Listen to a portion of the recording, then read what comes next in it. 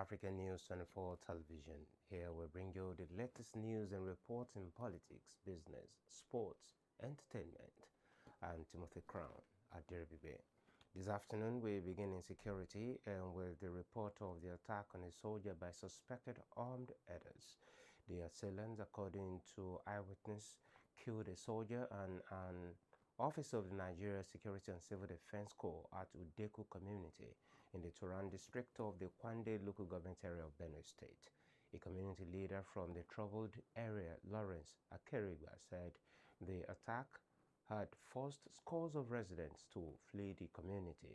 Akeriba added that all economic and social activities in the area have been grounded as a result of the attack. The deceased security personnel were among officers deployed to the area to help maintain peace amid incessant attacks by suspected armed raiders in a local government area. The slain officers were reportedly returning from Aga Market, where they had gone on a motorcycle to refill their cooking gas. Further sources disclosed that youth in the area quickly mobilized, combed the forest, and recovered the charred bodies of the deceased officers, which were taken to the mortuary at Jato Aka. Still in security, 11 terrorist fighters have surrendered to troops of Operation Adinkai as soldiers killed 8 others and arrested 2 insurgent logistics suppliers in Borno State. This was disclosed in a statement by the Media Information Officer of Joint Task Force Northeast Operation Adinkai, Lieutenant Colonel Sani Uba. According to him, the fighters surrendered along with their AK-47 rifles and assorted ammunition. Sani explained that on January 9, 2026, troops conducted extensive clearance operations in Bula Gada cluster, destroying several active terrorist enclaves and camps at the Gumba, Bone, Yaganari, Gosori, and Omchile, including the notorious Abu Nazir and Abu Ahmed camps. He assured that all the troops remain resolute in restoring offensive pressure, dismantling terrorist networks, and restoring lasting peace and security across the Northeast region. Meanwhile, former Vice President Atiku Abubakar has criticized the arrest and detention of government critic Abubakar Musa, urging President Bola Tinubu's administration to release him immediately and stop suppressing opposing views. Atiku's comment followed a report by Amnesty International Nigeria, which revealed details of Musa's arrest. He described the action as another sign that the government is intolerant of criticism. According to Atiku, Musa was arrested simply for speaking out about the worsening security situation in northern Nigeria and the country at large. He said instead of addressing these concerns, the government chose to detain him on what Amnesty called false charges. Atiku warned that such arrests threaten democracy and freedom of expression. He added that many Nigerians, including journalists and young people, have faced harassment for criticizing government. He called on the Tinubu administration to free Musa and others detained for expressing their views, end intimidation of critics, and respect citizens' rights. He also urged the international community and civil society groups to speak out against these actions.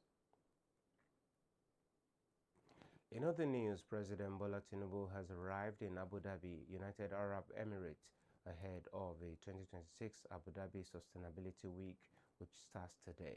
His plane landed at the presidential wing of Zayed International Airport at about 11:30 p.m. local time last night. He was welcomed by top UAE officials, Nigeria's Foreign Affairs Minister, and members of the Nigerian diplomatic mission. Other Nigerian officials also received him at his hotel. According to a statement by his media advisor, Bayo Nanuga, Tinubu came to Abu Dhabi from Europe, where he held discussions with the President of Rwanda and France. Yes, sir.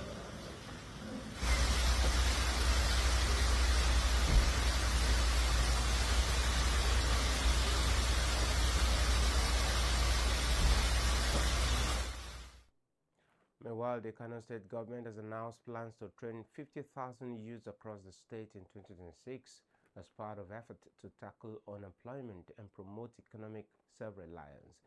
Governor Abba Yusuf made the disclosure during the distribution of empowerment packages to over 2,200 graduates of Entrepreneurship and Skills Institute at the Government House in Kano.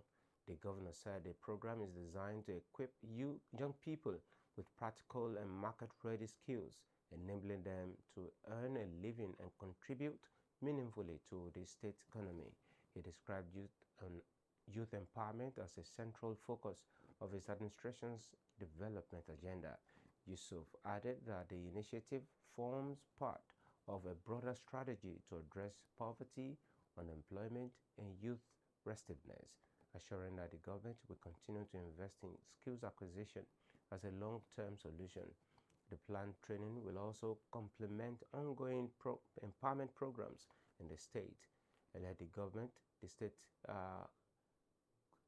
the Kano State Information Technology Development Agency announced a partnership with a non-governmental organization to empower 1.5 million youth with digital skills between 2025 and 2027, with 150,000 youths already engaged under a pilot phase.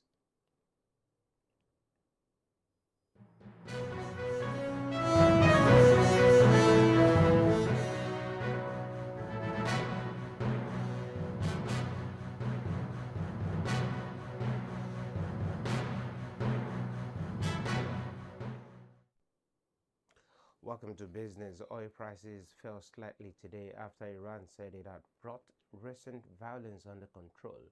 Investors were also watching plans to restart oil export from Venezuela. Brent crude dropped to about $63.25 per barrel, while U.S. oil fell to around $59.2 per barrel.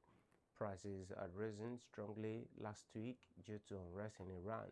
Iran's foreign minister said the situation is now under control even after deadly weekend clashes. A human rights group reported that over 500 people have died during the unrest. And on the foreign scene, U.S. President Donald Trump said Iran's leadership had called him seeking to negotiate after he repeatedly threatened to intervene militarily if Tehran killed protesters. For 2 weeks, Iran has been rocked by a protest movement that had swelled in spite of a crackdown right groups warn has become a massacre. Initially sparked by anger over the rising cost of living, the demonstrations have evolved into a serious challenge to the theocratic system in place since the 1979 revolution. As reports emerged of a growing protest death toll, and images show bodies piled outside a morgue. Trump said Tehran indicated its willingness to talk. He added, however, that we may have to act before a meeting. The US-based Center for Human Rights in Iran said it had received eyewitness accounts and credible reports indicating that hundreds of protesters have been killed across Iran during the current internet shutdown. Information has continued to trickle out of Iran despite a day-long internet shutdown, with videos filtering out of capital Tehran and other cities over the past 3 nights showing large demonstrations.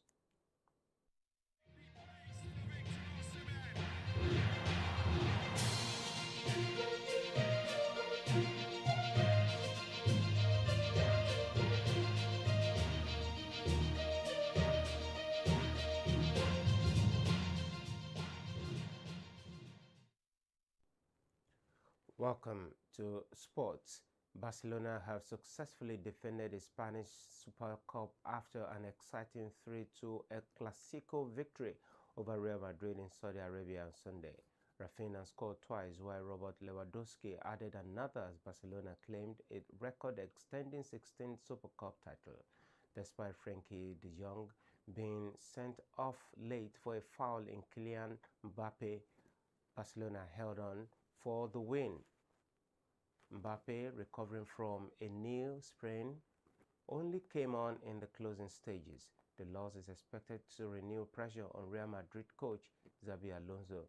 Barcelona took the lead through Rafinha before Vinicius Jr.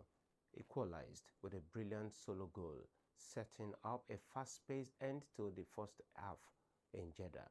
Lewandowski then chipped the goalkeeper to restore Barcelona's lead, but Gonzalo Garcia scored deep into stoppage time to ensure both teams went into the break level.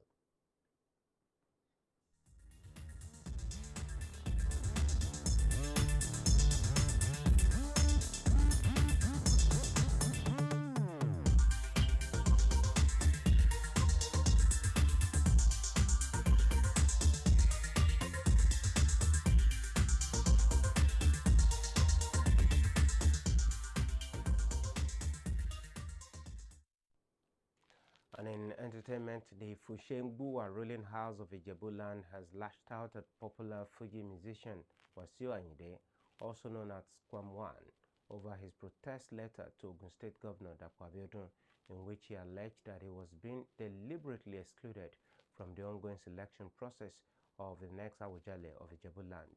In his protest letter dated January 8, 2026, written by his lawyer, Wahab Shitu, Kwam1 explained that the Fushegbuwa ruling house, next in line to produce the new Awujale, had issued directives that were unknown to the chieftaincy declaration and the Obas and Chiefs law of Ogun State. He claimed these directives were aimed at disenfranchising him from contesting for the throne. But responding to the development, the vice chairman of the Fushegbuwa ruling house, Professor Fasi Yusuf, dismissed the protest letter as arrant nonsense with no bearing on the selection process. The selection process for the new Awujale, which has reportedly attracted over 60 aspirants, has generated widespread interest, with Ayinde openly declaring his interest in this tool. The Fushegbuwa family, however, asserted that the Fuji musician is not a member of the ruling house and therefore not qualified to participate in the process. Ayinde had approached the Ogun State High Court sitting in Ijebu-Ode, seeking an interim injunction restraining the governor and 6 others from proceeding with the selection process. The court declined the application, ruling that it lacked merit.